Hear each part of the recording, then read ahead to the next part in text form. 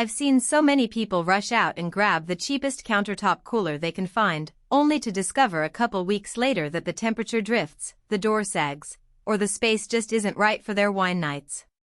That kind of buyer's regret is all too common when you're trying to keep a few bottles chilled for a dinner party or a weekend barbecue. The question is whether you can avoid that disappointment without blowing your budget on a high-end model that sits in the pantry gathering dust. Link is in the description if you want to check the product details on Amazon. The CaLefort 30-inch dual-zone wine and beverage refrigerator promises a middle ground, a 6 cubic foot interior that claims to hold up to 80 cans or 33 standard wine bottles, plus a digital temperature panel that lets you set the wine side anywhere between 36°F and 72°F while the beverage side stays a few degrees colder. At first glance, that sounds like the kind of flexibility you need when you're juggling a small home bar, a couple of craft beers, and a few bottles of red for a family dinner. But does the reality of daily use line up with those numbers? And is it worth the price tag compared with the cheap alternatives that usually end up in the landfill? Let's break it down from the perspective of someone who actually thinks about where the fridge will sit, how often it will be opened, and what kind of drinks will be stored inside. I'm not a professional sommelier, but I've spent enough time in kitchens and home bars to know that a wine cooler has to do more than just sit there looking sleek. First off, the size.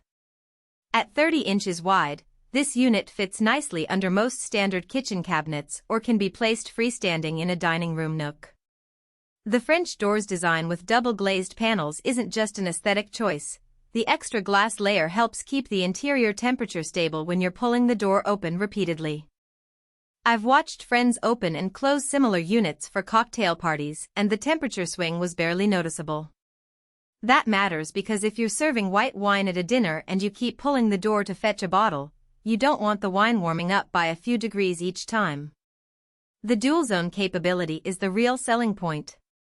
You can set the wine compartment to 55°F for reds, keep it at 48°F for whites, or even drop it to 36°F for sparkling. Meanwhile, the beverage side can stay at 38°F, perfect for sodas, craft beers, or even a few chilled mixers. The digital panel is intuitive. A quick tap changes the temperature and the LED display updates instantly. The 3-color LED lighting inside is subtle enough not to disturb a wine's aging environment, yet bright enough to see the bottle labels without reaching in. In practice, I've seen homeowners keep a few craft beers on the lower shelf for easy access while preserving a small collection of wines on the upper shelf. The separation means you're not fighting over space or compromising the ideal temp for either. Now, capacity is where numbers can be a little deceptive.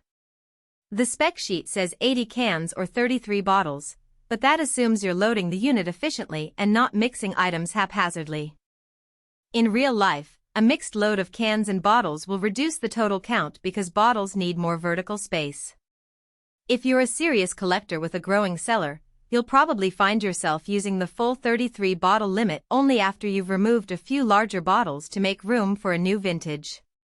For a casual drinker who wants a handful of reds, a few whites, and a selection of beers for the weekend, the space feels generous.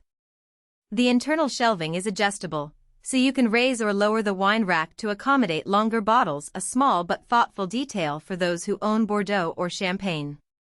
One of the hidden trade-offs is the noise level.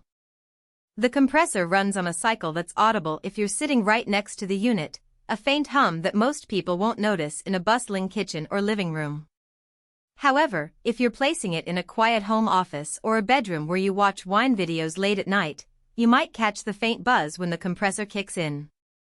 It's not a rattling or grinding sound, just a steady low hum that can be a mild distraction. Energy consumption is another practical point.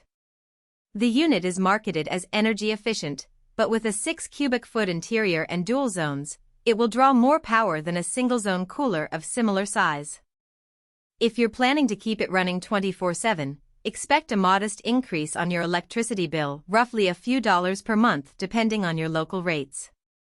That's still far lower than a full-size refrigerator, but it's something to factor in if you're budgeting tightly.